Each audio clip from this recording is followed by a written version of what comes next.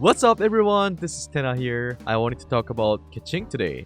So, how a new character came out and, Hu Tao is really great. But I was looking at her constellation and I was thinking about a way Genshin could buff Keqing. So, if you take a look at her C1, it says, when E is activated, Hu Tao's charge attacks do not consume stamina. Do you see anything in common with Keqing and Hu Tao? Although she has a little bit of an underwhelming element.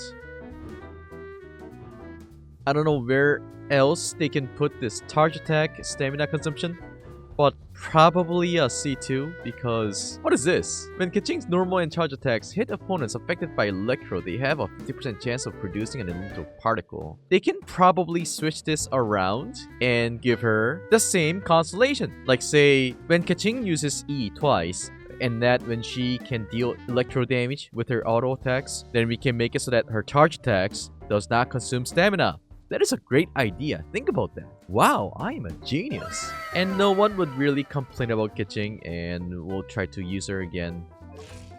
But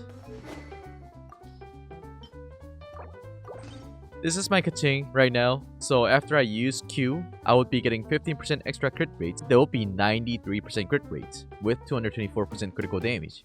I really wish I can use her a little bit more. And also, that constellation will not bring too much change to Keqing currently. However, giving her constellation like that, just like Hu Tao, it would make people to try to use her element more than a physical build. That was really weird in my eyes. Like saying that because she has a really good multiplier for her charge attacks, it is better for you to use her for physical build, where Keqing is an electro character. So that was always really weird. So that is my 2 cents.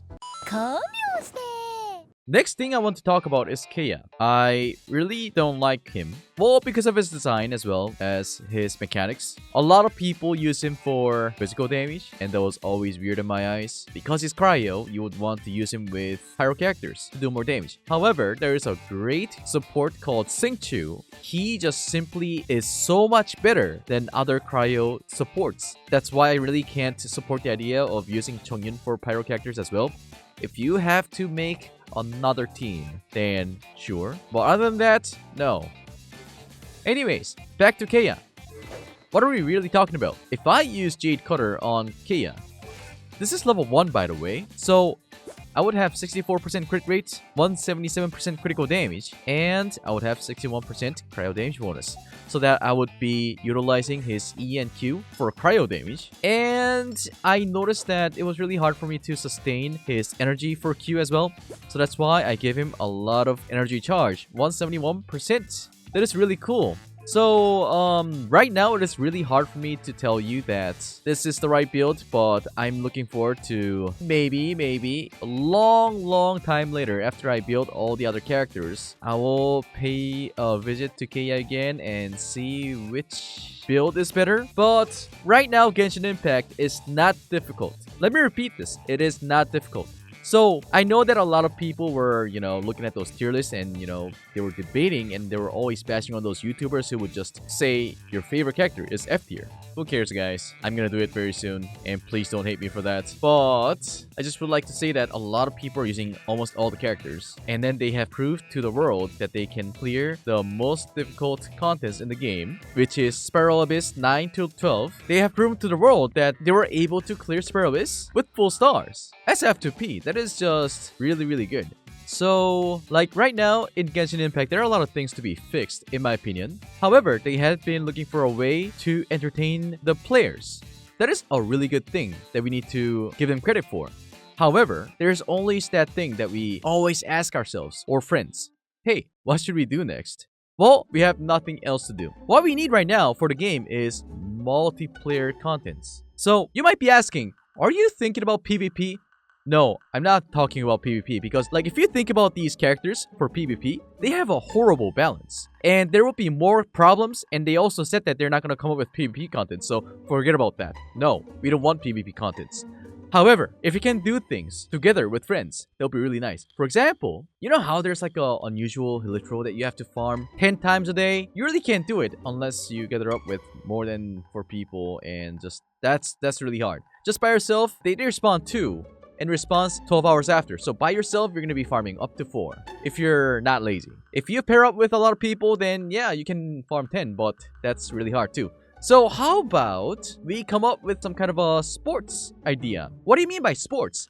I mean, think about this. Long time before, us, boys and girls, when we had nothing to do, when we had no freaking cell phones, when there was a ball, we played soccer, we played baseball, you know, we did everything that we could do with a ball. Everyone was able to participate and, you know, have fun, interaction. That's all good. So what I want Genshin to do is we want a permanent content that stays in the game. So I know Mihoyo is bringing all those new events and I get those feedbacks and they're all gone. They're gone for good. I'm like, what is this? I know that they're getting all those feedbacks to improve the game. I like that. But it would be really nice if we can have some fun contents that we can do with friends. I have noticed that a lot of people who play Genshin are, I would say, relatively younger. So they just want to hang out with people. They're just constantly looking for things to do. So this is just an idea. But what you can do is probably let you hide treasures in the map somewhere and then invite people over and say that there's a treasure in the map and then, you know, they can go find it, right? And I am aware that if you allow them to put like maybe weapons or 5-star artifacts from your inventory, that will cause inflations and some problems. I am aware of that, so no for that. But maybe for like limited up to maybe silver color, some materials that you use to ascend your weapons have a limit. People would have so much fun interacting with people. They're gonna feel like they have their own Minecraft server too. I don't know how you guys felt about this world quest by Childish Jang. I thought it was pretty dumb. To be honest, it was really hard for me to find him, and like for the first time it was really easy, and as he repeated the routine and hid somewhere, I was like, oh, this is really hard to do. And this is what they can add for Genshin Impact multiplayer. You know, when you're in multiplayer mode, you can see people's location, but for this mode, you can probably disable the map. You can just make all the players' icon to be invisible from the minimap so that you have to actually go around. And if you do that for the entire map, it would take so much time. So maybe control the difficulties to be a level 1 and make this smaller circle for level 2, bigger circle in level 3, really big, and make it a little rewarding for people to hang out. They have to do it so smoothly that they are just bringing in this feature to hang out with people. If they make it to be like one of those events, then we're gonna do it like as if you're doing homework and we were gonna get sick of it. So, there are 3 things I suggest for Genshin Impact to do to make this game so much better. So 1 would be enhance all those contents that you guys have added for the game because you guys got all those feedbacks, right?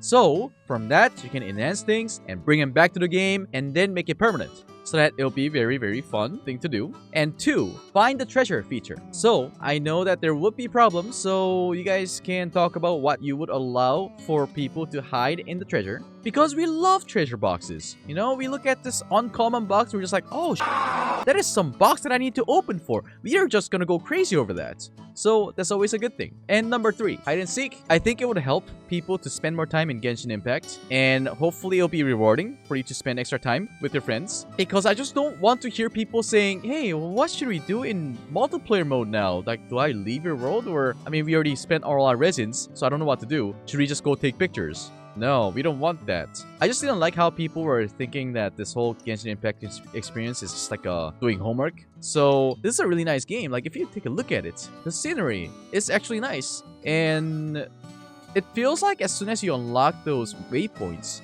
you never get to like explore them anymore. Unless you have to go find your treasure boxes. So yeah, I just hope that this video would give you guys an idea, kind of give a hint to people that work for Mihoyo and kind of think about what they really should do for the game. Like all those new events are nice. I really appreciate that. I love how you guys are trying to make us feel like you guys value us. We can feel that. Actually, we don't need to spend anything to clear all the contents that you guys provide. So there's that. Guys, thank you so much for watching this video and I'll see you guys next time.